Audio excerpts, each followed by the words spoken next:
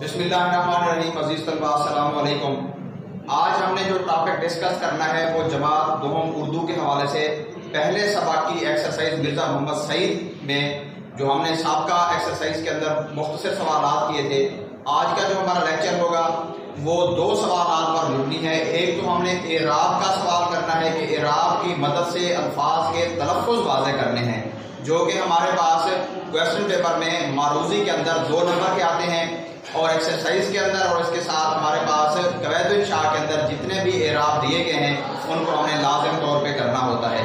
تو سب سے پہلے ہم دیکھتے ہیں کہ ایکسرسائز میں ہمارے پاس جو اعراب لگانے کے لیے الفاظ دیے گئے ہیں وہ کون کون سے ہیں اور کس طرح سے ان کو اعراب لگا کر ان کا تلفظ واضح کیا گیا ہے. تو ایکسرسائز کے اندر جو الفاظ بیان کیے گئے ہیں وہ ہمارے سامنے جو ہے نا، یہاں پہ آپ دیکھیے کہ وائٹ بورڈ پہ درج ہیں: ارتحال، شعار، متمول، ساکت، مباحثے، متبسم، قدری، راشا.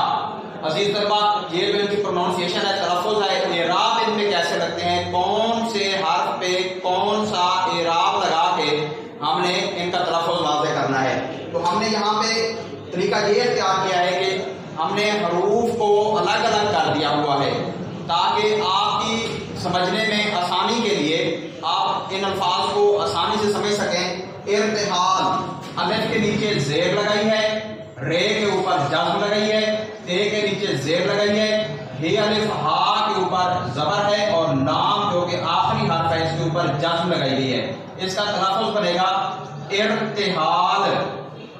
دوسرا ہمارے پاس جو منتخب لفظ ہے وہ ہے، اس کو ہم نے الگ الگ کیا ہے حروف کو. اس کے اندر شین، عین الف آ اور رے کو ہم نے 3 اس کے اندر تقسیم کر دیا ہے.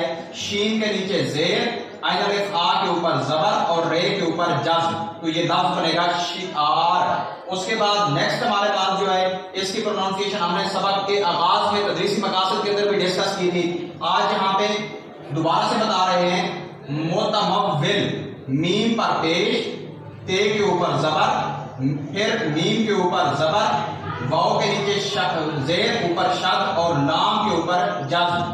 اس کے بعد ساکت، سین الف سا کے اوپر زبر، کاف کے نیچے زیر اور تے کے اوپر جزم، ساکت. نیکسٹ ہمارے پاس جو لفظ ہے وہ ہے مباحثے. میم کے اوپر پیش، بے الف با کے اوپر زبر، ہے کے اوپر زبر، سے پڑھیے سے، اس کے نیچے زیر. یہ لفظ بنے گا تلفظ میں مباحثے. اس کے بعد نیکسٹ ہمارے پاس جو لفظ ہے وہ ہے میم کے اوپر پیش، تے کے اوپر زبر، بے کے اوپر زبر، سین کے نیچے زیر، اوپر شد اور میم کے اوپر جزم، متبسم. اس کے بعد ہمارے پاس جو لفظ ہے وہ ہے کاف کے اوپر پیش، دال کے اوپر جزم، رے کے نیچے زیر، یہ چھوڑ کے یہ کے اوپر جزم. یہ لفظ بنے گا قدری. اس کے بعد ہمارے پاس جو لفظ ہے وہ ہے رے کے اوپر زبر، عین کے اوپر جزم، شین کے اوپر زبر اور ہا کے اوپر جزم، راشا. عزیز طلباء، یہ ہمارے پاس ایکسرسائز کے اندر چند ایک جو الفاظ تھے ان کو ہم نے ڈسکس کیا، ان کی پروننسیشن تلفظ بتا دیا اور اعراب بتا دیے کہ کون سے حرف پہ کون سا یہاں پہ اعراب لگا کے ہم ان کو واضح کرتے ہیں. نیکسٹ ہمارے پاس جو سوال ہے وہ ہے کثیر الانتخابی جوابات کا، یعنی کہ ایم سی کیوز کے طور پہ. ایکسرسائز کے اندر جتنے ہمارے پاس یہاں پہ سوالات ایم سی کیوز کے طور پہ دیے گئے ہیں وہ یہاں پہ درج ہیں کہ کون سے سوال کا ہمارے پاس جو ممکنہ جواب ہے اس کو ہم نے منتخب کیا ہے. تو کثیر الانتخابی سوالات کے اندر سب سے پہلے جو ہمارے پاس ایکسرسائز میں ہے، سبق مرزا محمد سعید کس ادیب کی تحریر ہے؟ شہد احمد دہلوی، نذیر احمد دہلوی، اشرف سموئی، مولوی عبدالحق. وزیر طلباء سبق مرزا محمد سعید شہد احمد دہلوی، ہم نے اس کو سرکل کرنا ہے.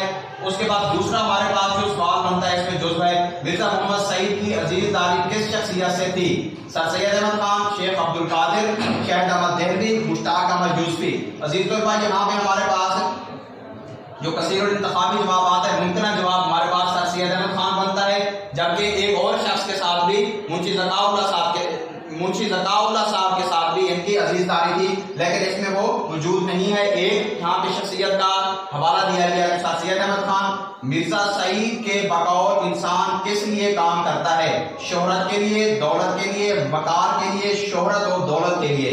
تو عزیز طلباء، شہرت اور دولت دونوں کے لیے مرزا محمد سعید نے کہا تھا کہ آدمی یا تو دولت کے لیے کام کرتا ہے یا پھر شہرت کے لیے کام کرتا ہے۔ تو یہاں پہ یہ درست آپشن آتا ہے۔ مرزا محمد سعید نے گورنمنٹ کالج لاہور سے کون سی سند حاصل کی تھی؟ بی اے کی، ایم اے تاریخ کی، ایم اے انگریزی ادب کی، ایم اے اردو ادب کی۔ تو عزیز طلباء، ایم اے انگریزی ادب کی انہوں نے سند حاصل کی تھی۔ محمود نظامی کے مقالے کے بعد مرزا محمد سعید پر کس نے تنقید کی تھی؟ ڈاکٹر تاثیر نے، پطرس بخاری نے، فیض احمد فیض نے یا حمید احمد خان نے؟ تو عزیز طلباء، اس کا درست ہمارے پاس جو آپشن ہے وہ ہے فیض احمد فیض۔ پروگرام دانش فضا میں کتنے دانشور بلائے جاتے تھے؟ 4، 3، 2، 7۔ تو اس میں 4 کا جو جواب ہے وہ درست ہے۔ مرزا صاحب پینشن کا بڑا حصہ صرف کر دیتے تھے؟ جائیداد خریدنے پر، خیرات کرنے میں، کتابوں پر، کھانے پینے پر۔ تو مرزا صاحب اپنی پینشن کا زیادہ حصہ کتابوں کی خریداری پر وقف کر دیتے تھے۔ تو عزیز طلباء، یہ ہمارا آج کا جو ٹاپک تھا، اس میں ہم نے اعراب کو ڈسکس کیا اور اس کے ساتھ ایم سی کیوز یعنی کہ کثیر اور انتخابی سوالات۔ سبق ہے مرزا محمد سعید اور اس کے مصنف ہیں شاہد احمد دہلوی۔ درسی کتاب میں جماعت دوم میں حصہ نثر میں یہ پہلا سبق ہے۔ امید ہے کہ آپ کو یہ لیکچر سمجھ آیا ہوگا۔ اگر کہیں پہ بھی کوئی آپ کو مسئلہ درپیش ہے تو آپ ہم سے رجوع کر سکتے ہیں۔ شکریہ۔